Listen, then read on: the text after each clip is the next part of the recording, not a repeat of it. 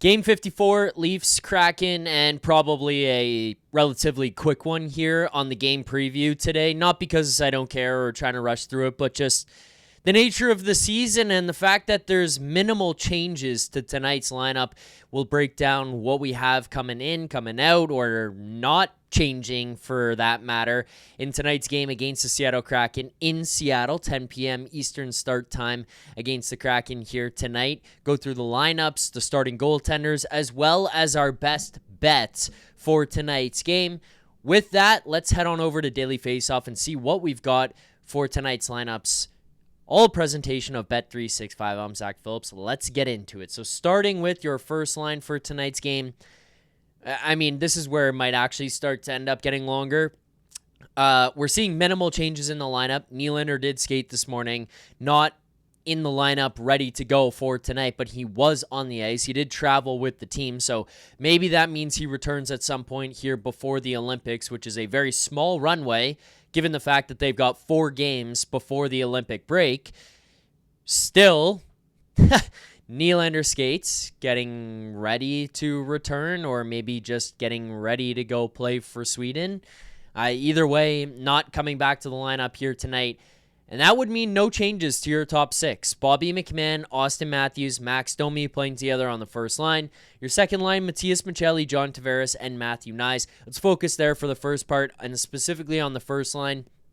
No problem with what Bobby McMann has done or how he's playing or anything like that. I think Bobby has kind of been like a rare bright spot when you talk about guys outside of your core. When you talk about the guys outside of your Matthew Knies and Auston Matthews and William Nylander and your goaltenders and Easton Cowan, like the pieces that you have that are in the middle of all of this and the pieces that you're looking at to probably kind of try to build around going forward. Bobby McMann has had a really good season, which unfortunately comes, and kind of also fortunately, which I'll get into, but kind of comes at the exact wrong time. Like if the team was playing well, Bobby was doing this, it's a good sign to have a guy who's going to be providing you some depth and, you know, that secondary/tertiary level of scoring. But in this case, and where I say, hey, it's actually kind of somewhat at the right time, is like, well, the team needs to sell off now, and you're getting value out of Bobby McMann. And you look over at a guy like Kiefer Sherwood, who is 1 year older, has very comparable stats this season, and has very comparable career stats, or actually Bobby's would probably be even progressing better, just got to the league later and has played less games. Bobby McMann could potentially fetch you a little bit of a haul here. You know, Kiefer Sherwood is out there. He returns back 2 second-round picks and a player from the San Jose Sharks to the Vancouver Canucks. Maybe you get creative here and you can find a way to get some type of deal back for Bobby McMann and bring back assets, especially if he continues to play well. And keeping him alongside Auston Matthews, I think, is fine. The problem I have on this line comes with Max Domi. Okay, sure. Offensively, things have been a little bit better for Domi, and Auston Matthews has looked great over the last stretch, but I think it's falsely attributed to Max Domi and saying, oh, since Max Domi went on this line, Auston Matthews has started to play better. No. I think Auston Matthews has just started to play better. He's gotten a better bill of health here. He looks like he's physically better and healthier than what he was even last season, because let's not pretend like, oh, all of a sudden he got this magic man on his wing and he's figured this out. The way he played for the first portion of the season was very comparable to the way he played last year when he had Mitch Marner on his right wing. And that was not a partner or line mate issue. That was a Auston Matthews internal health problem that he was dealing with. It seems like that has kind of subsided and he's started to figure out that health, and his play has gotten back up to a level that we've kind of come to expect over the last while. On top of that, I think there was an adjustment period for Auston Matthews at the beginning of the season. Like, okay, I spent so long of my career playing with high-end talent, whether it was William Nylander early on and Zach Hyman, or then it became Mitch Marner. He was playing with high-end talent night in, night out. Okay, what does my game look like without that? What is my game when I don't have those guys? And Auston Matthews took a lot of blame and took a lot of criticism saying he can't drive his own line. I would argue that what he's done with Max Domi and Bobby McMann on his lines, that just kind of throws that out the window. And this is a guy I look at as a guy who is capable of driving his own line. He may not be the dog and the guy who can bring to your lineup like what Nathan McKinnon can or what Nazem Kadri can, where they just have that ability to kind of bite down on their mouth guard and just fucking get it done. But he's for sure a guy who can drive his own line. Like, let's not look past that. The problem you end up having here is that Max Domi is a black hole on this line. He cannot play defense.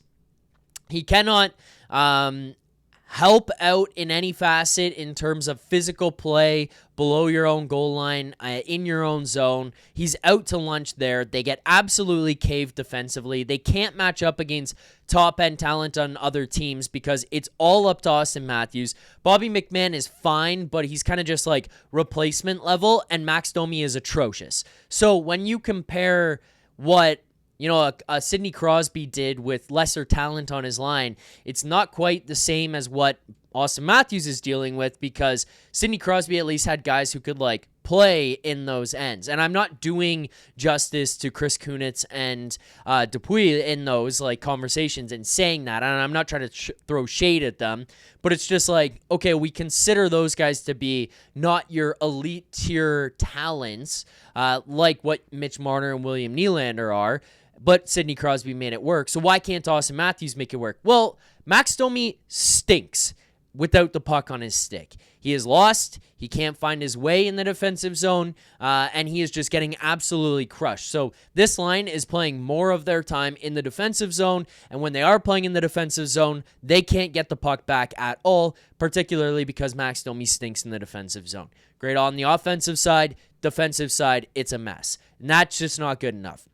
Then you go to the fact that Craig Berube is utilizing this line incorrectly. You brought in Nick Waugh and you brought in Scott Laughton to be guys who can play in your bottom six and be checking lines and be shutdown lines, and yet Craig Berube refuses to play them as such. Nope, they've got to play 9-10 minutes a night, and they can play against third and fourth lines only, and Auston Matthews is going to have to go out there against top-end talent from the other team every single shift, which I get it. You're the top-end guy. You go against top-end guys, but how often have we gone up against other teams in the Matthews era, and Matthews is out there against, like, Anthony Cirelli for the Tampa Bay Lightning and having to battle through that? The Montreal series, Phil Deneau. Like, it's no shade to those guys, but they're not top six guys, but what they can do defensively or checking-wise, they can bring that level to the table, and they can take some pressure off the other guys. Why is Auston Matthews spending most of his time having to defend, or defensive zone starts, or against top lines voluntarily? That shouldn't be the case, and yet Craig Berube decides to use them that way. So you got a guy on that line who can't defend, and then you've decided that you're going to deploy them as a line that is forced to defend. The decision-making is unbelievable, and the fact that Max Domi is still there, I can't wrap my brain around. No thoughts here on the second line. Michelli, Tavares, Nyes is what it is. No Nylander, like he slides back in there. Michelli's been fine. JT looks slow, but who do you put above him? Because Waugh and Laughton aren't going to get the minutes because Craig Berube just refuses to play them. Like, I can't comment on that any further than they should be playing more. They won't play more. Okay, now what? Like, yes, you could probably put Scott Laughton and Nick Waugh into positions to play a little bit more or give them some runway on the second line to take minutes away from JT strictly to give him a break. Not because, like, oh, fuck this guy, he stinks, get him out of here. Like, it's nothing against John Tavares, but, like, he's older, he's slower. The schedule's getting to him. Give other guys a chance. Nope, can't do it. Whatever. Third line, this is where some changes happen, and one that I can't believe. Nick Robertson, Nick Waugh, Calle Jarnkrok, third line right winger. How are we still putting Calle Jarnkrok out there in the lineup in general? Like, how is Calle Jarnkrok right now just getting regular minutes and getting runway and getting a promotion? I know that part of this comes with a demotion to Easton Cowan here technically because his play has tapered off. Like, let's call it what it is. It has tapered off. I think part of that comes with playing a full NHL schedule, which his body may not be used to. I think some of it may just be lack of maturity, which is fair. He's a rookie in the NHL. He's learning the ropes of being an NHL player. The condensed schedule is getting to everybody here right now, and then throw that onto a guy who's never done it before. It's a little bit extra. Throw in the fact that the systems are also shit. Whatever. I'm not trying to give all the excuses in the world to Easton Cowan, but he's getting a demotion. Calle Järnkrok is the guy you're putting up. Calle Järnkrok is the guy you're putting up in this lineup. Of all of the moves you could make and the decisions you could make, you've got these young guys here. Your season is fucking over. And yet you're still stuck on the idea that Calle Järnkrok has to play in this lineup. Marshall Rafai called up. Jacob Quillen called up. Extras at morning skate. Not in your lineup tonight against Seattle. Your season is over. I know we can make as big of a deal as we want about Fraser Minton and that trade and Nikita Grabenkin and that trade. I'm not going to do it over the top like I've seen some other people do. I get that they didn't win those trades, but you got players in return. The ones that are absolutely killer, more than I think we even realize, and will be ones that like haunt you forever, is losing guys for free. Pontus Holmberg walks. They don't want to qualify him. Walks. Goes to Tampa. Turns into some amazing defensive player. And he's a Swedish Olympian. Alex Steeves. Boston. Walks from Toronto. Goes to Boston. Fitting in nicely. Everyday NHLer for those guys over there for the Bruins. Refused to play them here in Toronto. And I get it. Part of it was they didn't necessarily like earn that ice time to the point where they should have been playing every night and there were holes in their game. But is our development staff just not good enough? Is the systems that we're running not good enough? Is the environment these guys are being put in not good enough? Are you now setting yourself up for a situation where Marshall Rafai walks and goes to another team and becomes an everyday NHL defenseman, even if it's a bottom pairing guy, everyday NHLer?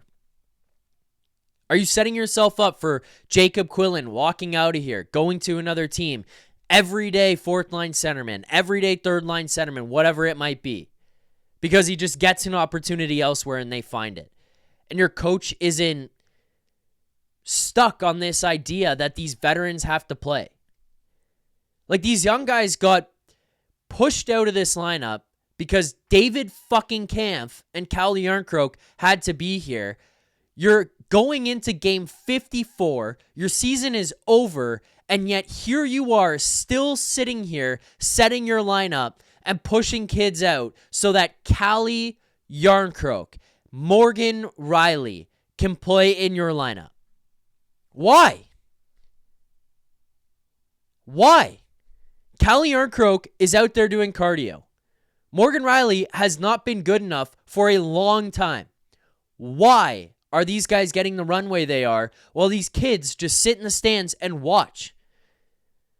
If this was about being competitive and getting back to the playoffs or sitting a point or two out, whatever, okay, we can have a different conversation. I'm willing to embrace debate on this and say, hey, this guy can do this. He's more reliable, whatever. It's not.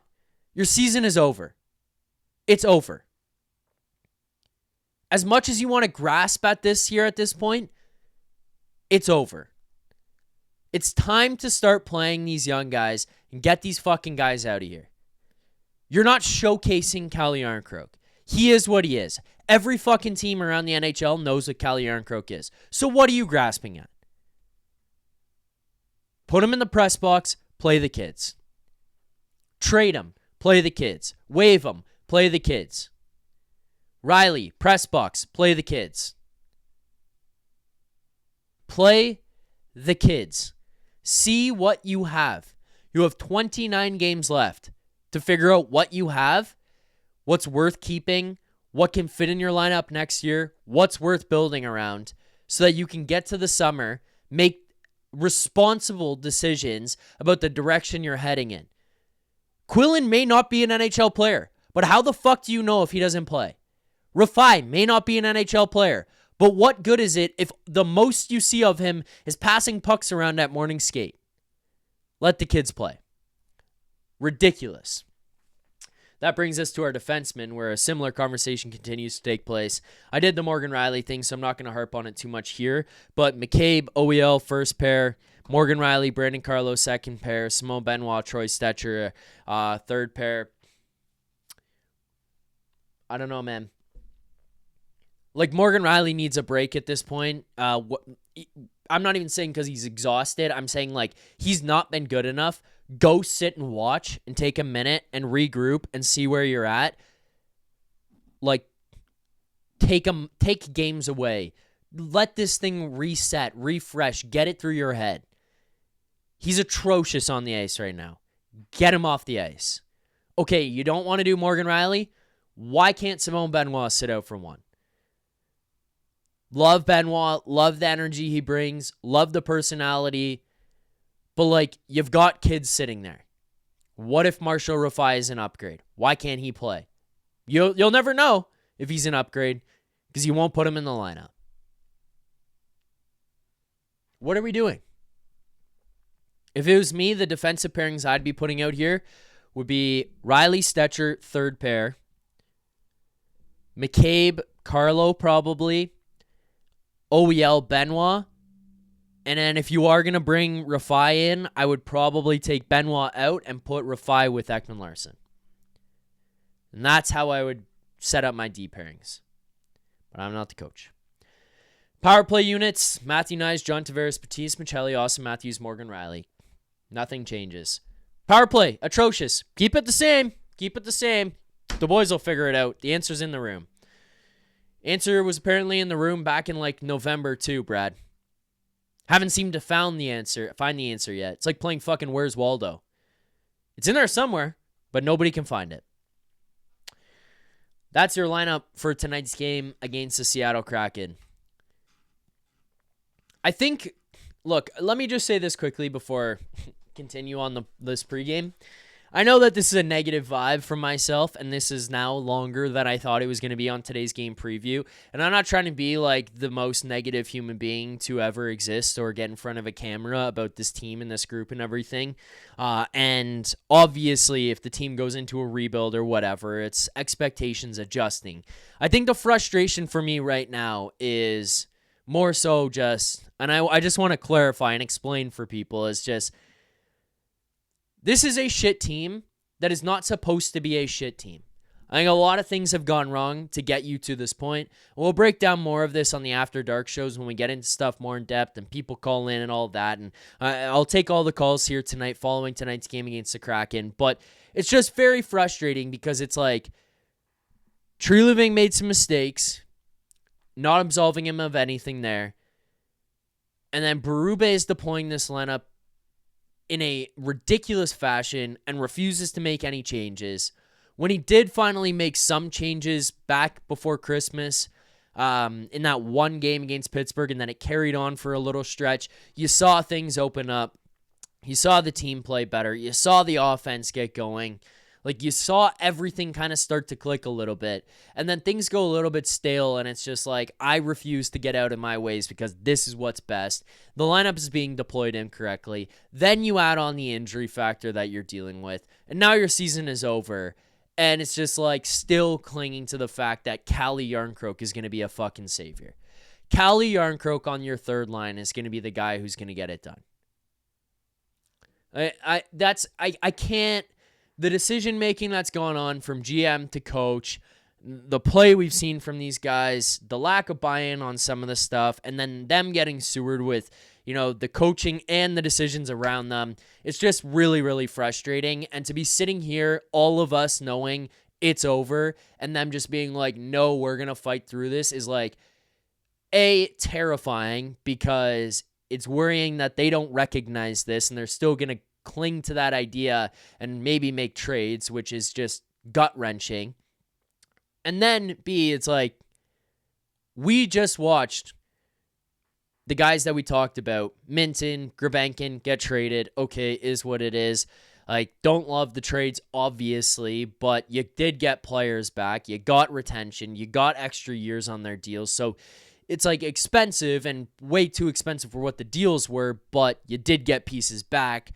Those are at least a little bit more palatable. But it's looking at the younger guys in your lineups that you've just let walk because you're trying to keep David Kampf and Calle Järnkrok. Those are the ones to me that I can't wrap my head around. And we are still doing this. Goaltending matchup for tonight, Anthony Stolarz, Joey Daccord. I got no real thoughts on this from a Leafs perspective. Anthony Stolarz better have a fucking game tonight. I'll tell you that. Demands the net against Vegas. Was shaky there. Hasn't performed well since he called out the team early on. Basically fell off a cliff and then was injured for a long time. You got to have it here tonight. You've got to have it here tonight. With that, let's get to our best bet segment. Our best bet is a presentation of Bet365. Whatever your bet is, it's never ordinary at Bet365. Use promo code NATION. That's NATION, code NATION. NATION. Must be 19 or older, Ontario only. Please play responsibly. If you or someone you know has a gambling problem, visit connectsontario.ca. Best bets for the season have really followed the path of the Leafs. If you were to look at the chart of wins versus losses early on, it was shaky. We were like 50-50 there. That's kind of how the bets went. They went on that absolute slider. So did we. It followed through all the way until the Dallas game. And then all of a sudden we picked back up. We lost a ton of bets and a ton of games. And then the Leafs went on a run and we went on a run. We got ourselves back to, I think it was 2 units positive on the year. We went from like down 7.9 to back up 2 units to now here where we are after the Leafs have now skidded out themselves. We've skidded out. Last game we won because I finally decided I've had enough of this. It's time for me to bet on the Buffalo Sabres. Bet on the Buffalo Sabres puck line, plus 205 last game, minus 1.5. That one cashes. We end up profiting $103. That brings us now down to 0.98 units on the season. We're going to have a best bet tonight. It's not on the Kraken, but part of that is just because it was a little bit difficult for me to jump into this one either way. So let's head on over to Bet365 and see what we've got for tonight. Starting with your money lines, minus 110 on either side here on Bet365. The total, 6.5, minus 110 on either side. If I had to lean anyway, I would say over 6.5 in this one would be my look. Look, the Leafs can score.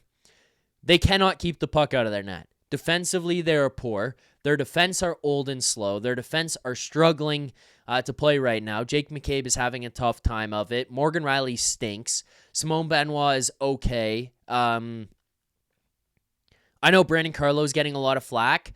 I would want to see what he looks like with a real defenseman beside him right now, and that's just not what he's getting. So I think that hurts his game. So you're just not getting it defensively.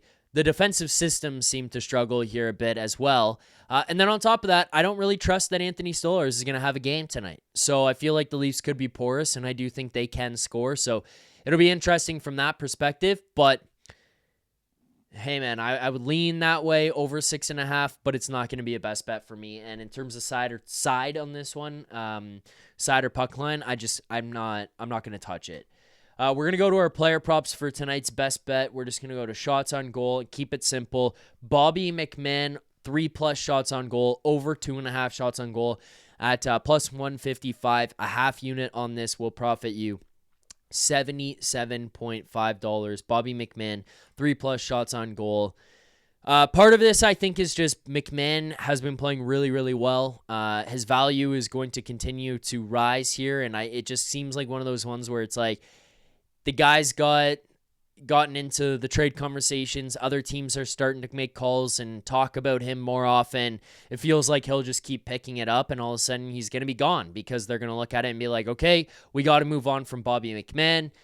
So I kind of see a situation here where his play continues to rise and they continue to showcase him. I think he also is just working well with Auston Matthews, and he's benefiting from a lot of attention being given to Auston Matthews. So 3+ shots on goal for McMann is the best bet for me here tonight. Half unit on that one. Thank you all for watching. Drop your comments down below about what you think tonight's game will look like, your thoughts on the lineup, who's playing, who's not playing. I want to hear it all.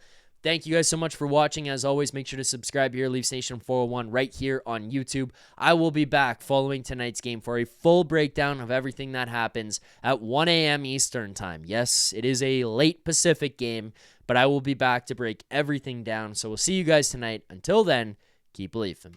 For more content just like this, including game previews, post-game live shows, Leafs Morning Take Monday through Friday with Nick Alberga and Jay Rosehill with special guests, as well as instant reaction videos, make sure to be subscribed here to the Leafs Nation YouTube channel. Turn on notifications so you don't miss anything, and drop a like.